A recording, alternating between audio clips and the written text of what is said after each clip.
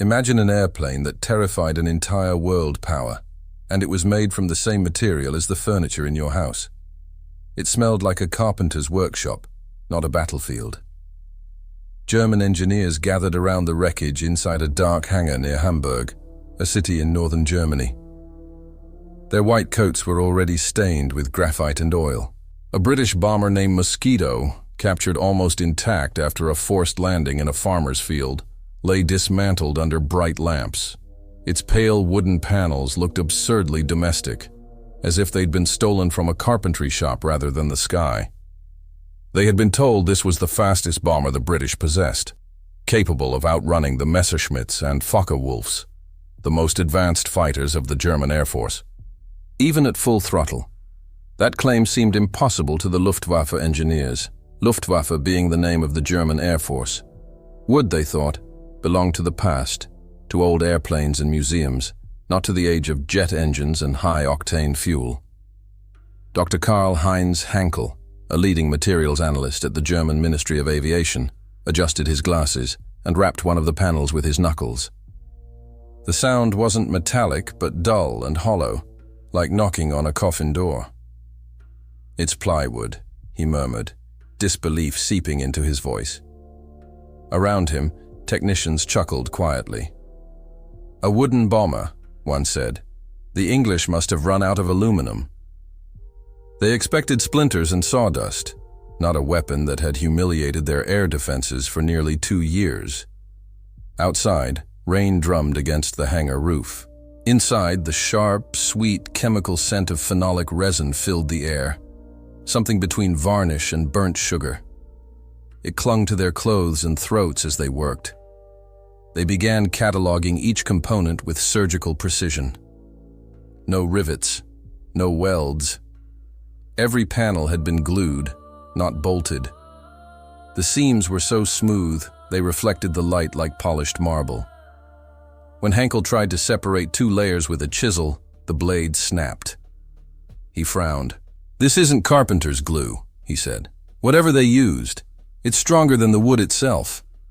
His assistant suggested it might be some kind of resin, perhaps bakelite, an early plastic. Hankel shook his head. Bakelite was brittle. This was elastic, heat-resistant, almost alive. Under a magnifying lens, he saw fibers fused together like the grain of living tissue. What unsettled them most was the craftsmanship. Every curve of the fuselage, the main body of the aircraft, had been shaped with a sculptor's precision. The British had built an airplane the same way one builds a violin, layer by layer, tone by tone. Every contour served a purpose, reducing drag, channeling airflow, hiding strength beneath elegance. As the Germans measured, recorded, and photographed, something strange happened. The laughter faded. The more they touched the Mosquito, the less they mocked it. They began to sense intelligence behind every joint, as if the craftsmen who built it had anticipated their disbelief. By midnight, the floor was covered in sawdust, sketches, and coffee cups. Hankel leaned back, rubbing his temples, surrounded by fragments that refused to make sense. The numbers on his clipboard didn't lie. This toy airplane had reached speeds their best metal bombers couldn't match.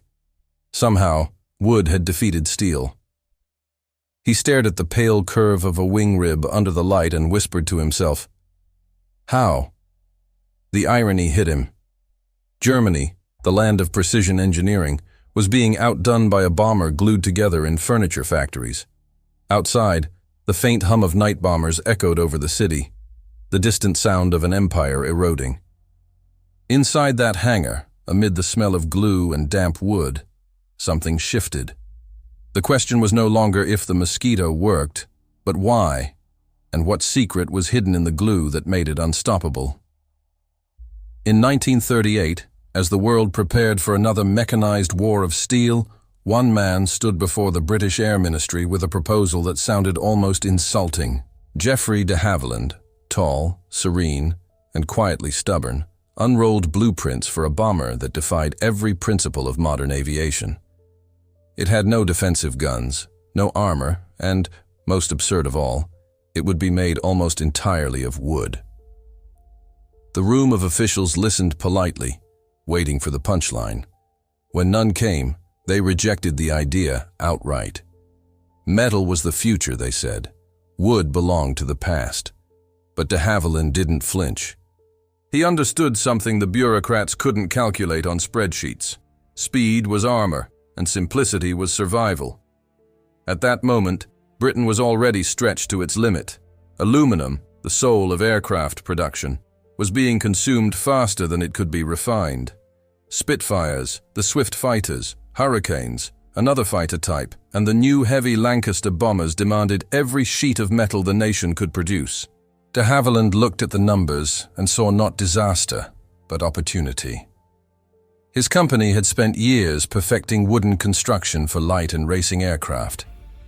The British countryside was full of small workshops, furniture makers, piano builders, cabinet craftsmen, men skilled with wood but with no place in a war of metal. What if, he thought, their hands could be turned toward building something faster, lighter and quieter than anything on Earth? He imagined a bomber without turrets or gunners, its two-man cockpit shaped like the silhouette of a bullet. Instead of rivets, layers of birch plywood would be bonded to Ecuadorian balsa at the core. Materials chosen not for glamour, but for geometry. Birch for strength, balsa for lightness, both joined by an adhesive stronger than any mechanical fastener. The technique, known as laminated monocoque construction, had been used in furniture long before in aircraft. But in de Havilland's mind, it became an equation for survival. Every gram saved on armor could be spent on speed. If it could outrun enemy fighters, it wouldn't need to fight them at all. When war began in 1939, his ideas seemed to vanish under the weight of reality. The Air Ministry ordered bombers with guns, turrets, and thick armor, flying metal fortresses built to trade blows. But war has a way of humbling certainty. By 1940, after the fall of France and the desperate days of the Blitz, the massive German bombing campaign over London, Britain faced shortages so severe that even impossible ideas were reconsidered.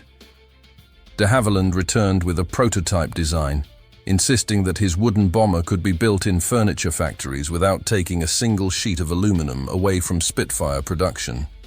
Reluctantly, they approved a prototype. In the autumn of 1940, under the grey skies of Hertfordshire, a region north of London, the first Mosquito took shape. Piano makers from London sanded the wings. Violin craftsmen shaped the curved nose. The adhesive joining each seam came from furniture laboratories. Phenol formaldehyde resin, a synthetic glue that hardened into something resembling amber. When applied between layers of wood and pressed under heat, it fused into a single material, neither wood nor plastic, but something in between, light, resilient, and remarkably strong. It was literally born from craftsmanship and chemistry. On November 25, 1940, the yellow-painted prototype taxied down the runway at Hatfield. Geoffrey de Havilland Jr., the designer's son, climbed into the cockpit.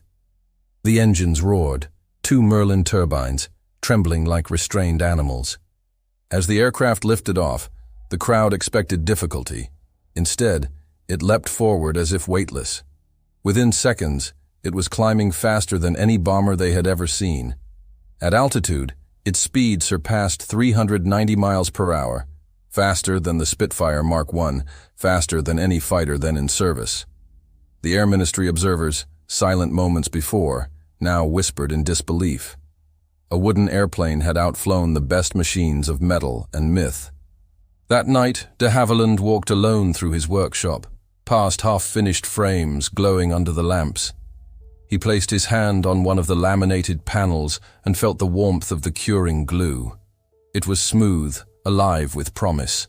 The world would never see war the same way again. A bomber built from furniture wood had just proven that imagination could overcome fear. When the Mosquito entered combat, it carried no guns, no gunners, and no illusions. Its survival depended entirely on mathematics. The first operational squadrons to receive the aircraft in 1941 regarded it with quiet disbelief. Pilots who had flown the heavy Blenheim and Wellington, both slow, vulnerable bombers, were now expected to fly a craft that looked more like a racing plane. sleek, elegant, and unarmored. The crew consisted of only 2 men, a pilot and a navigator, sitting shoulder to shoulder in a cockpit, barely large enough for both. There was no tail gunner to cover their backs, no armor plate between them, and the flak bursts waiting beyond the clouds. The flight manual was brutally simple. If intercepted, don't fight. Run. Keep the throttle wide open and trust the Merlin engines. The Air Ministry, once skeptical, was now obsessed with the Mosquito's speed. Official tests had clocked it at nearly 400 miles per hour, faster than any operational fighter in the Luftwaffe AS inventory. But numbers on a chart and survival in enemy airspace were not the same thing. The Mosquito would have to prove that speed alone could replace armor. Its baptism came on September 20th, 1941, when a formation of Mosquitoes from No. 105 Squadron took off for their first daylight bombing raid over Oslo, the capital of Norway. The mission S target was precise: strike the Gestapo headquarters, the German secret police, and escape before enemy fighters could react. Flying at 50 feet above the sea, the bombers raced toward Norway, their wooden wings slicing through foam and mist. Radar stations detected them too late. By the time the alarm reached Luftwaffe command, the Mosquitoes were already on their return course. German fighters scrambled from Stavanger, but never closed the gap. Witnesses on the ground reported a ghostly roar followed by silence, as if the bombers had vanished into thin air. Every aircraft returned to base unharmed. The next test was far bolder. In January 1943, a Mosquito reconnaissance flight penetrated deep into Berlin's airspace. In broad daylight, the city's sirens wailed for the first time in months, not for a massive attack, but for 2 unarmed bombers flying faster than the defending fighters. Luftwaffe radar operators watched the blips on their screens accelerate beyond pursuit. When the Mosquitoes dropped their 500-pound bombs over the capital, Hermann Göring, commander of the German Air Force, was attending a conference. Enraged, he shouted that the attack was a personal insult and ordered interceptors to chase the intruders at any cost. None succeeded. By early 1943, Mosquito crews had begun to understand the rhythm of the machine. At 2,500 feet, it danced above flak bursts like a leaf in a storm. The laminated wood absorbed vibrations that would have cracked metal skins. Even direct hits often failed to ignite fires. The absence of aluminum meant fewer sparks and less chance of fuel vapor ignition. Pilots described it as flying something alive, flexible, forgiving, responsive. One crew returning from a low-level raid over Cologne, a German city, recounted how tracer fire chased them through the Rhine Valley. The bullets seemed to float beside us, then fall away. It was as if the air itself was protecting us. The Mosquito's reputation spread quickly across both sides. British newspapers called it the Wooden Wonder. German pilots called it Der Teufel aus Holz, the Devil of Wood. Its effect on morale was immediate. Luftwaffe squadrons stationed across occupied Europe received new standing orders. If a Mosquito is sighted, do not pursue unless conditions are perfect. The aircraft could not be caught in level flight, and in dives it accelerated beyond the structural limits of German planes. Each mission added new legends. In February 1943, Mosquitoes from Nosseur, 105 and 139 squadrons carried out one of the war's most daring precision strikes. A daylight raid on Berlin timed to coincide with a speech by Göring himself. As his words echoed through the Reichstag, the German parliament building, the windows trembled with the shock of explosions.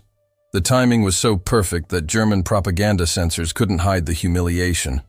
The unthinkable had happened. Wooden bombers had struck the heart of the Third Reich and escaped without a single loss. Success changed everything. The Royal Air Force began redesigning operations around the Mosquito's unique combination of speed and stealth. It became the preferred aircraft for photographic reconnaissance, target marking, and precision bombing. Every sortie proved a simple truth: the less you carried, the faster you flew. The faster you flew, the longer you lived. The men who flew it began to believe in its legend. They called it the plane that forgot how to die. But across the channel, inside the cold laboratories and workshops of the Luftwaffe, disbelief turned into obsession. The German High Command wanted to know how a plywood airplane could humiliate their best machines. To them, it wasn't just a military failure. It was a scientific insult. Somewhere inside those smooth wooden panels lay a secret the Reich had to uncover. In the spring of 1943, a British Mosquito on a reconnaissance flight over northern Germany was caught in a storm of anti-aircraft fire. The pilot managed to glide for miles before crash landing in a marsh near Hamburg. Miraculously, the aircraft didn't burn. When German troops arrived at the wreck, they expected twisted metal and molten fragments. Instead, they found something eerily resembling a broken boat. Smooth wooden panels light enough for a man to lift, still faintly smelling of resin and smoke. For the Luftwaffe's technical branch, it was the discovery of the year. The order was immediate: recover everything. Even the smallest fragment was to be sent to a secret analysis hangar outside Rechlin, the Luftwaffe's main testing ground. Under harsh floodlights, the Mosquito lay on wooden trestles like a patient on an operating table. Engineers surrounded it with clipboards and scalpels, their breath fogging in the cold. They were men accustomed to steel and rivets, to welding torches and precision gauges, not to sanding blocks and glue. The first cuts were hesitant, almost surgical. Each layer they peeled back revealed more questions than answers. The outer skin was birch veneer, only a few millimeters thick but astonishingly uniform. Beneath it was a honeycomb of balsa wood, light as air but remarkably rigid. Then came another layer of birch, all fused together as if grown from a single tree. Dr. Karl-Heinz Hankel led the analysis. He was an expert in material fatigue who had spent years studying metal structure failures. Now he stood silently, staring at the seamless joints. "They've turned carpentry into engineering," he murmured. His team measured densities, tensile strength, and shear resistance. Every test defied expectations. The laminated composite could withstand almost twice the load of aluminum at half the weight. It resisted moisture, heat, and vibration. When a technician tried to separate two panels with a hydraulic press, the wood cracked, but the adhesive bond did not. The Germans had used casein glue, a milk-based adhesive, in their own wooden trainers and gliders. It was cheap and easy to make, but degraded under moisture and heat. This British glue behaved differently. It seemed immune to everything. Hankel ordered a chemical analysis. The lab reported a compound unknown in German aviation, a synthetic resin based on phenol and formaldehyde, catalyzed under pressure. When heated, it didn't soften, it hardened further, becoming a thermosetting polymer that bonded the wood fibers at the molecular level. It was, in essence, synthetic armor hidden within wood. Hankel couldn't hide his frustration. The German chemical industry, once the envy of the world, had produced marvels like synthetic fuel and rubber. Yet it had never developed this kind of adhesive. The reason was painfully simple: resources. Phenolic resins required phenol and methanol derived from coal, and both were being consumed by explosive production. Even if the Luftwaffe had known the formula, they couldn't have produced it in quantity. The discovery ignited a mix of admiration and despair. The Mosquito wasn't just fast, it was practical genius. Every component told a story of adaptation. The fuselage was formed in two mirrored halves, molded over concrete shapes in furniture factories. When glued together, they created an airtight shell that required no internal bracing. The result was smoother, lighter, and stronger than any riveted construction. One of Hankel's assistants, a young engineer named Vogel, looked at a cross-section of a wing under magnification. "It looks alive," he whispered. The glue lines formed patterns like the veins of a leaf. He was right. The structure flexed under tension instead of fracturing. It absorbed impact, dissipated energy, and returned to shape. In a world obsessed with rigidity, the Mosquito had been built to bend. When Hankel presented his findings to the Luftwaffe command, the room fell silent. He placed two samples on the table, one of aluminum, one of laminated birch bonded with the British resin.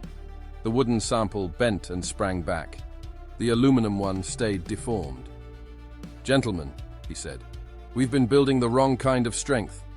But pride dies slowly. Some officers refused to believe glue could win a war. Others demanded a German replica, a Muckenat, meaning mosquito in German, to prove the concept. Yet deep down, the engineers knew the truth. They could copy the shape, the dimensions, even the engines, but they could not copy the soul of the mosquito, the glue that turned fragile wood into a weapon. As they packed their samples for Berlin, the scent of British resin still hung in the hangar, sweet, sharp, unyielding. Hankel lingered a moment longer, running a gloved hand over the splintered wing. "They built this in a furniture factory," he whispered, "and we, with all our steel, can't catch it." The order came from above. If the British could build a wooden bomber that outperformed every German fighter, then Germany would build one faster, stronger, and deadlier. The project was given a name meant to mock its rival, Muckenat, a tiny insect meant to sting the British mosquito. On paper, it looked like a statement of pride, an attempt to prove that German engineering could master anything the Allies created. In practice, it became a slow-motion tragedy of overconfidence. The first prototypes were assigned to a small team at the Aeronautical Research Institute in Brunswick, a German city. They began with captured drawings of the mosquito and the fragments that Hankel's team had meticulously catalogued.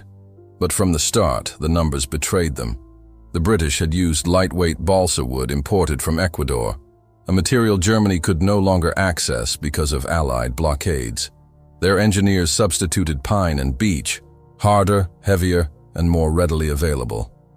A single wing section that weighed 280 kilograms in the Mosquito ballooned to 410 in the Muckenat mock-up. The glue was another compromise. Without access to phenolic resin, the team reverted to casein adhesive mixed with formalin to slow degradation. It worked reasonably well in dry conditions, but under heat and humidity it began to soften, a flaw every engineer recognized but none dared to report. Still, the Reich's propaganda machine demanded results. Hankel's reports warning about adhesive instability were quietly rewritten before reaching Berlin. Production orders were issued to furniture factories in Dresden and Kassel. Ironically, the same kind of workshops the British had used so successfully. But German workers faced different conditions: shortages of raw materials, constant air raids, and a lack of skilled labor. The Mosquito had been born of creativity. The Muckenat was born of desperation. By the end of 1943, the first prototype was complete. A pale, elegant imitation of the British aircraft. Under the floodlights, it looked convincing enough. Twin engines, smooth fuselage, identical dimensions. But the illusion ended as soon as it left the ground. During its maiden flight, test pilot Hermann Ernst Kessler noticed sluggish controls and unexpected vibration at high speed. At 350 miles per hour, the wings began to resonate. The laminated layers creaked audibly. Within minutes, fine cracks spread along the leading edges. He reduced power and made a hard landing, the landing gear collapsing under strain. When engineers examined the damage, they found the culprit. Moisture had seeped into the glue lines, weakening the joints. The adhesive hadn't failed completely, but it had softened just enough to alter the aerodynamic shape. In aviation, just enough was fatal. The second prototype fared no better. Built with modified adhesives and extra reinforcement, it flew heavier and slower. On paper, it reached 360 miles per hour, faster than a Heinkel 111, another German bomber, but still 50 miles per hour slower than the Mosquito it was meant to catch. A third prototype disintegrated entirely during a low-altitude dive test. Investigators tried to blame pilot error, but the truth was obvious. The wood had delaminated mid-flight, tearing the wing clean off the fuselage. By 1944, the Muckenat project was effectively dead. What remained were reports, thick, meticulous documents filled with tables and graphs, but also something rare in German technical writing: despair. A memorandum from a senior engineer admitted that the design cannot reach parity with British construction due to fundamental material limitations. Another, scribbled in the margin of a test report, simply read, We are fighting physics with paperwork. Inside the Reich's Air Ministry, no one wanted to deliver the news to Hermann Göring. His rage over the Mosquito had already become legend. He had promised Hitler that the Luftwaffe would reclaim the skies. Yet wooden bombers still flew unchallenged over Berlin, mocking them with each daylight raid. When he finally learned the Muckenat had been cancelled, he hurled a glass ashtray against the wall and shouted, "We are being defeated by carpenters!" For the engineers, the humiliation cut deeper than any reprimand. Germany's identity rested on precision metallurgy and control, qualities the British had somehow turned upside down. The Mosquito wasn't perfect. It was bold. It broke rules that German engineering considered sacred. Never trust organic materials. Never depend on manual craftsmanship. Never tolerate variability. And yet, it worked. Its wooden shell flexed where metal would crack. It absorbed vibrations where rivets would fail. Hankel, who had witnessed the entire farce unfold, wrote in his personal diary that autumn, "We are trapped by our own logic. We have machines without imagination, and they have imagination without machines." He never sent that line to his superiors. It would have sounded like treason. But among his colleagues, the sentiment spread quietly, a recognition that the British had won not through superior industry, but through the courage to defy their own textbooks. As winter settled over the ruins of German cities, surviving mosquitoes continued to appear above the clouds, sleek, silent, and untouchable. Their polished wood reflected the moonlight like ghosts. Below, the men who had tried to imitate them stood in their workshops surrounded by warped wings, cracked fuselages, and the bitter smell of failed glue. The Muckenat had proven the one lesson every engineer fears: copying genius is easy, understanding it is impossible. By 1944, the Mosquito was no longer just an airplane. It was a presence. It moved through Europe's night skies like a rumor, impossible to predict, impossible to stop. Luftwaffe radar operators dreaded the faint signal that appeared and vanished too quickly to track. Interceptor pilots called it der Schattenjäger, the shadow hunter. Even ground troops, hearing its low whistle at dawn, learned to look up in fear, knowing that if a Mosquito could reach them, no one was safe. The statistics told the story in numbers that defied belief. The average loss rate for heavy bombers like the Lancaster hovered between 5 and 7% per mission. For the Mosquito, it was less than 1%. One aircraft lost for every 200 sorties. It meant that a Mosquito crew, unlike their comrades in slower armored bombers, could survive dozens of missions. Pilots began to joke grimly that flying a Mosquito was safer than crossing Piccadilly, London's famous square, after dark. But beneath the humor lay something extraordinary.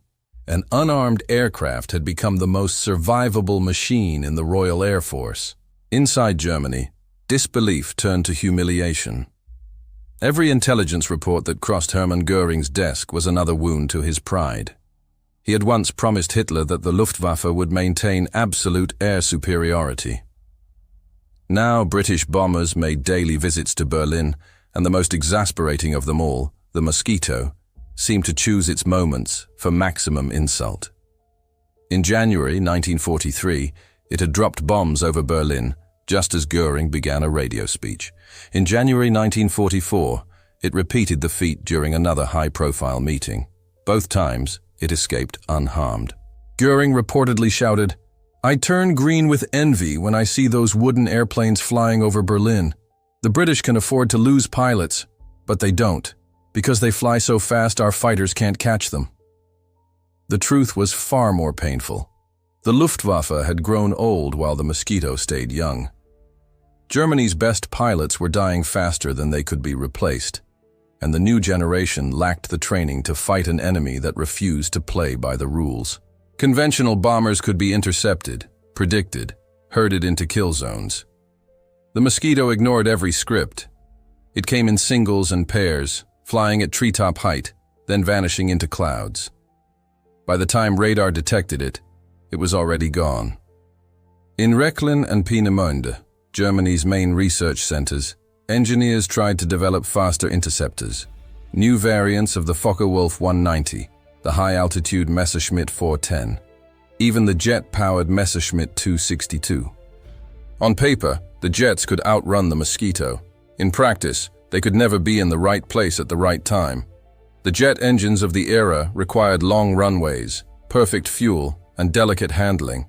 The Mosquito needed only a grass field and 2 Merlins.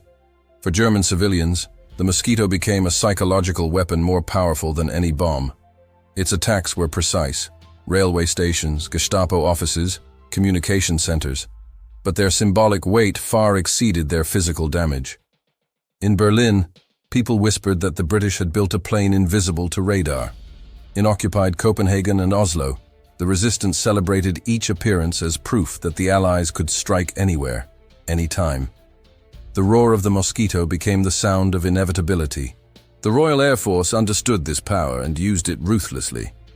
When heavy bombers struck German cities at night, Mosquitoes flew ahead to drop incendiaries and flares, marking targets with surgical precision. When the bombers returned home, Mosquitoes came back hours later to attack rescue teams and command posts. They seemed tireless, omnipresent, untouchable. Even flying alone, a single Mosquito could force the Luftwaffe to launch entire squadrons of interceptors, burning precious fuel and exhausting pilots for nothing. The German High Command responded with desperation disguised as strategy. New radar networks were built to track fast-moving targets, and propaganda officers claimed the Mosquito was overrated, that its speed came at the cost of payload. But the numbers couldn't be hidden. In 1944 alone, Mosquito bombers dropped more than 1,900 tons of explosives, with fewer than 200 aircraft lost. The figure was so efficient that one British officer joked, "It's not a bomber, it's a surgical instrument." By autumn, Goering's rage had turned to superstition. He ordered his aides never to mention the airplane by name during meetings, as if silence could erase it. Fighter command logs show a pattern of exhaustion, pilots reporting they had chased ghosts that vanished into clouds. Radar stations recorded false echoes moving faster than their calibration limits. Ground crews swore they saw Mosquitoes at altitudes no piston engine could reach. The myth had surpassed the machine. Dr. Hankel, the engineer who had once dissected the captured Mosquito, watched it all unfold from his laboratory. He had stopped correcting colleagues when they called the plane a ghost. In his private notes, he wrote, "It's not the wood that frightens us. It's the idea that something so light can carry such power." By the war's final winter, the mere name Mosquito could silence a room in Germany's command centers. Sightings were reported with a sigh rather than an alarm. Everyone knew that by the time the warning came, the damage was already done. The Luftwaffe still flew, but its spirit was hollow. To them, the Mosquito was no longer an airplane. It was inevitability, precision, and humiliation shaped into wings. When the war ended in 1945, the Mosquito had already become legend. It had flown more than 80,000 combat sorties, photographic, bombing, target marking, and night fighting, with losses so low that statisticians doubted their accuracy. In the hangars of post-war Europe, its sleek wooden fuselage looked like an artifact from another world, something too graceful to have belonged to the chaos that created it. Germany lay in ruins, cities burned to ash by the heavy bombers the Mosquito had guided with eerie precision. And yet, in the minds of the surviving engineers, it wasn't the Lancaster or the Boeing B-17 they remembered with awe. It was the wooden ghost that had humbled their science. At the end of the war, Allied inspection teams invited captured German engineers to tour the de Havilland plant in Hatfield. Among them was Dr. Karl-Heinz Henkel, the same man who had once dissected a downed Mosquito and declared its glue a miracle. Now he stood in the assembly hall, watching craftsmen in overalls polish the curved halves of the fuselage before bonding them together. The air once again smelled of resin, sharp, chemical, unforgettable. He turned to his British escort, a young engineer barely out of university, and asked how many men had designed this process. The Brit smiled. Not many, but thousands built it. That sentence stayed with him for years. In a post-war report, Henkel wrote that the true secret of the mosquito was neither chemistry nor aerodynamics, but culture, a willingness to let craftsmen and scientists share the same space. Where Germany's factories had been ruled by rigid hierarchy and fear of failure, the British had allowed improvisation. A violin maker could teach an engineer about resonance. A chemist could learn from a furniture worker. Out of that collision of worlds had come something no pure theory could ever have predicted. The lessons spread quickly. By the late 1940s, engineers on both sides of the Atlantic began experimenting with new laminated materials, fiberglass, resin composites, and later, carbon fiber, all direct descendants of the mosquito's wooden skin. What had been born of scarcity became the foundation of abundance. Even the newly emerging American aerospace industry studied de Havilland's methods. Boeing engineers called the mosquito the ancestor of every composite structure we build today. In Britain, the legend of the plane grew quietly. The Royal Air Force kept mosquitoes in service well into the 1950s, long after jet engines had conquered the skies.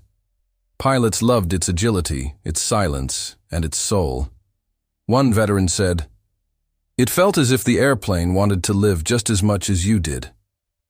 Museums displayed it as a masterpiece of wartime design, but those who had built it remembered something humbler: the smell of sawdust, the rhythm of glue brushes, the sound of piano craftsmen hammering spars together while London trembled under the Blitz. For de Havilland himself, success was vindication. His impossible idea had not only worked, it had changed the very meaning of engineering.